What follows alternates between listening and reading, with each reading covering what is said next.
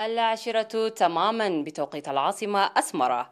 إلى حضراتكم نشرة الأخبار لهذا المساء، وقبل الدخول إلى العناوين إليكم هذا التنويه، حيث يصادف يوم غد الاثنين 12 من ربيع الأول الموافق 18 من أكتوبر مولد النبي الشريف صلى الله عليه وسلم، وبهذا سوف يكون يوم غد الاثنين إجازة رسمية، وسيبث مراسم الاحتفال بعيد المولد النبوي الشريف عبر الفضائية الإرث ابتداء من 9 صباحا من ساحة مسجد الخلفاء الراشدين بالعاصمة أسمرة. والآن إليكم عناوين النشرة. السفير عيسى يلتقي الإريتريون في تشاد.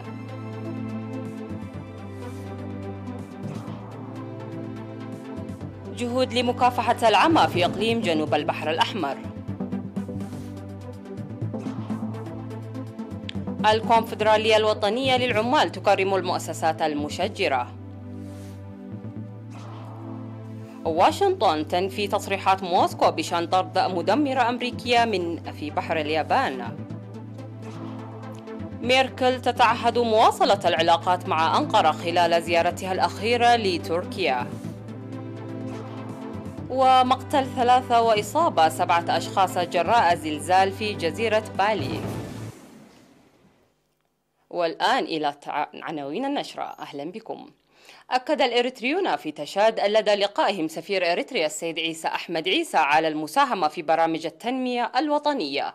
وأوضح السفير عيسى في اللقاء الأوضاع الراهنة في البلاد والتطورات الإقليمية وجهود الحكومة الإريترية لسلام واستقرار الجوار وضمان التنمية المشتركة وإحلال العدالة الاجتماعية المستدامة. ودعا الإريتريون للاستفادة الجيدة من فرص التعليم والعمل لتطوير أنفسهم ووطنهم، مؤكدا تعاون السفارة الإريترية في أنشطتهم لتقوية التنظيم وتعزيز الأنشطة المجتمعية. من جانبه دعا مسؤول الشؤون الجماهيرية في السفارة الإريترية السيد إسماعيل موسى للاهتمام بتنشئة الشباب والعمل لعكس القيم الوطنية وإبراز الصورة الحقيقية لإريتريا. وأكد الإريتريون في تشاد على الاستعداد لتقوية التصدي مناشدين استمرارية مثل هذه اللقاءات. وكان سفير إريتريا في السودان السيد عيسى أحمد عيسى قد سلم أوراق اعتماده لرئيس المجلس العسكري الانتقالي في تشاد الجنرال محمد إدريس ديبي يوم 12 من أكتوبر سفيرا غير مقيم لإريتريا في تشاد.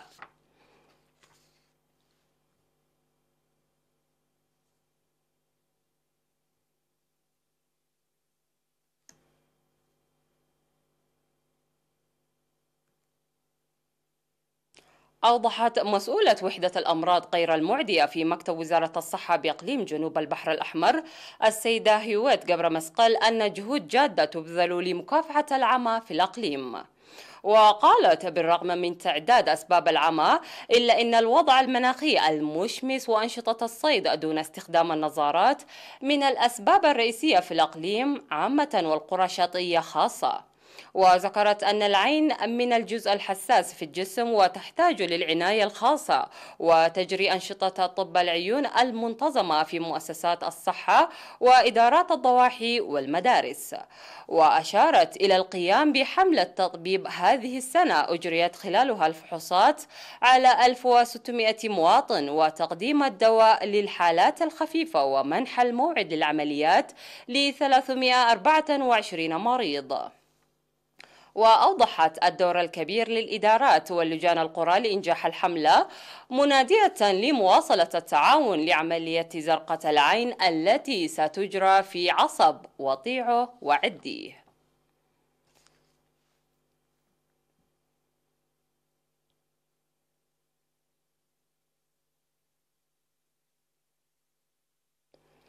قدمت الكونفدرالية الوطنية للعمال شهادات تقديرية بالتعاون مع سلطة الغابات والحياة البرية ل16 مؤسسة قامت في السنوات العشر الماضية بأنشطة تشجير ناجحة في ضاحية إمبادرهو. وشارك في البرنامج الذي نظم يوم 16 من أكتوبر وتضمن زيارة لمنطقة مايحوتزا كبار المسؤولين في الحكومة والجبهة وممثلي أرباب العمل والعمال ومؤسسات وزارة الزراعة وإدارة ضاحية إمبادرهو.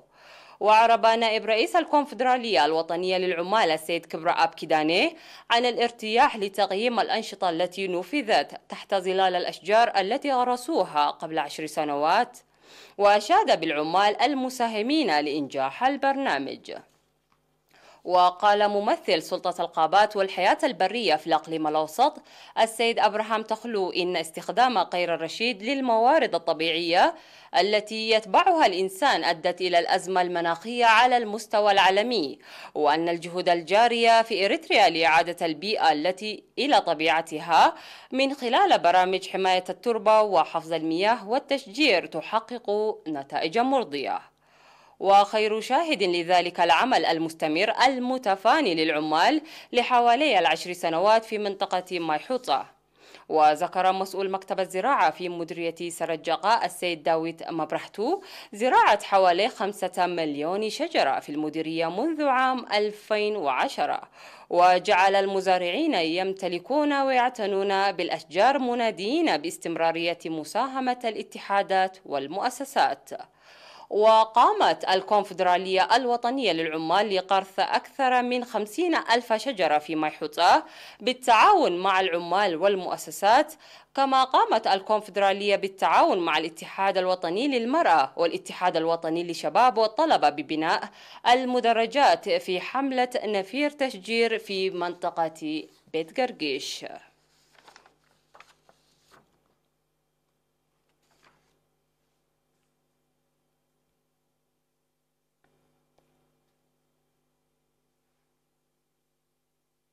إعلان وزارة الصحة. أعلنت وزارة الصحة أن الفحوصات المخبرية التي أجريت اليوم في مراكز العزل والفحص في الأقليم الأوسط أظهرت إصابة مواطن بفيروس كورونا في أسمرة. في غضون ذلك شفي مواطن واحد من الأقليم الأوسط، وتوفي رجل يبلغ من العمر 78 عاما من الأقليم الأوسط. وبهذا بلغ عدد المصابين بفيروس كورونا في البلاد حتى الآن 6774، شفي منهم 6677 وتوفي 45 مريضا، فيما لا يزال 52 مرضى يتلقون العلاج في المستشفيات. وزارة الصحة 17 من أكتوبر 2021.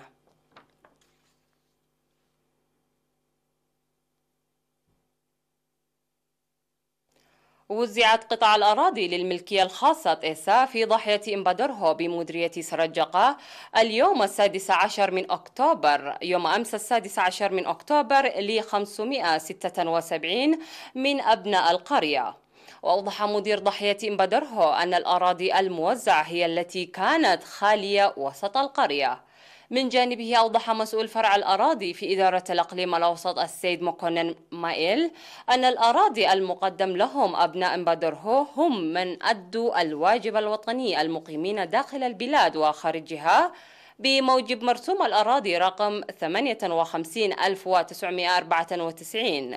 وأشار مدير مديرية سرجق السيد كفلة مريم قبر مسكال إلى أهمية توزيع أراضي الطيسة في حياة المعيشية للمجتمع، داعيا المواطنين الذين لم يحصلوا على الأراضي في هذا التوزيع لأسباب مختلفة رغم استيفائهم للشروط المطلوبة عليهم تقديم وثائقهم.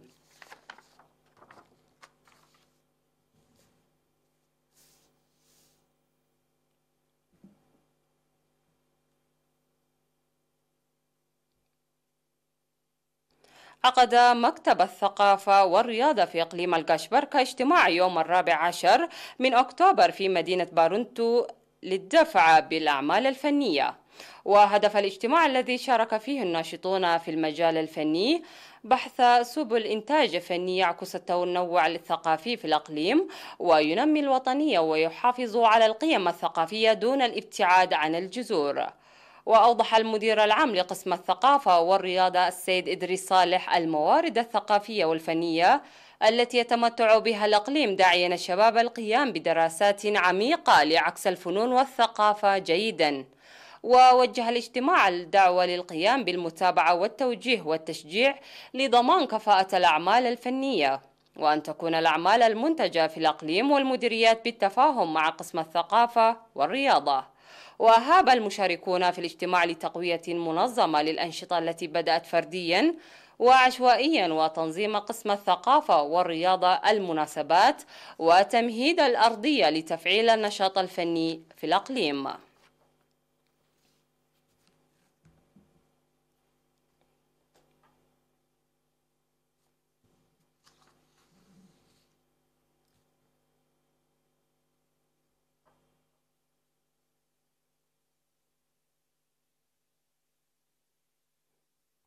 سيداتي سادتي، هذه كانت أخبارنا المحلية. فاصل قصير من ثم نعود لمتابعة الأنباء على الصعيد العالمي. رجاء ابقوا معنا.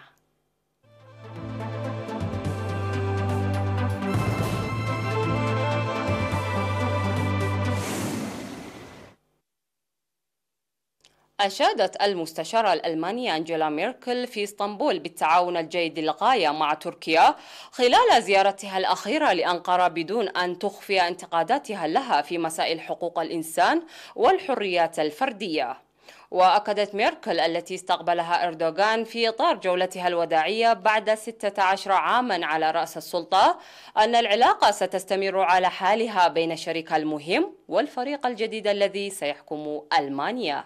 وكان للأواصر الشخصية بينهما دور أساسي في مساعدة أوروبا على إدارة أزمة اللاجئين عام 2016 وتهدئة التوترات في شرق المتوسط العام الماضي. وتناولا الزعيمان الغداء في فيلا رئاسية تطل على مضيق البوسفور حيث أجريا محادثات.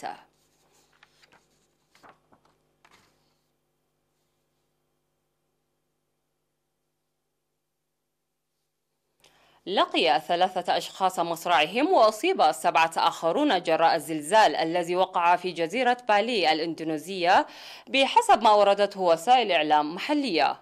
ووفقا للمسح الجيولوجي وقع زلزال بقوة 4.8 درجة في الجزء الشرقي من الجزيرة على عمق 10 كيلومترات. وقال رئيس فرقة العمل التابعة لوكالة إدارة الكوارث في إقليم بالي إن شخصين لقيا حتفهما في مقاطعة بانغلي وآخر في كارنغاسيم. وأضاف أن 7 آخرين أصيبوا في الجزيرة.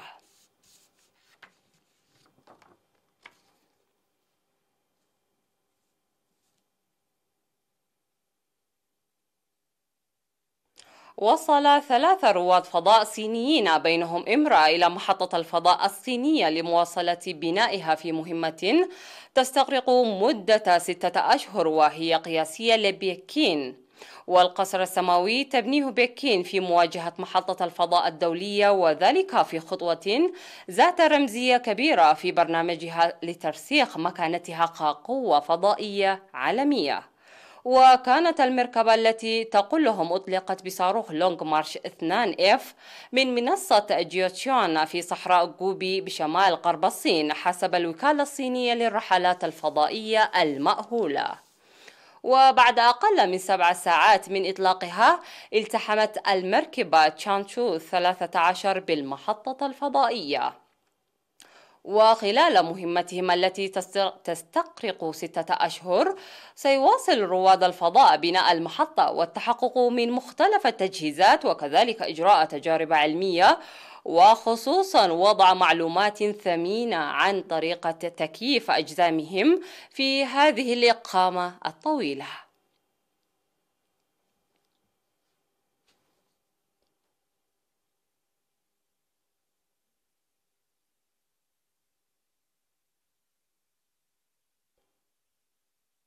انتهت النشرة. اسمحوا لي أن أذكركم بأهم ما جاء فيها.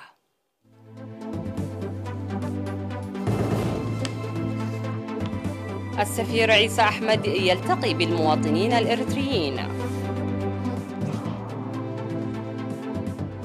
جهود لمكافحة العمى في إقليم جنوب البحر الأحمر. الكونفدرالية الوطنية للعمال تكرم المؤسسات المشجرة. واشنطن تنفي تصريحات موسكو بشأن طرد مدمرة أمريكية في بحر يابان. ميركل تتعهد مواصلة العلاقات مع أنقرة خلال زيارتها الأخيرة لتركيا. ومقتل 3 وإصابة 7 أشخاص جراء زلزال في جزيرة بالي. إلى اللقاء.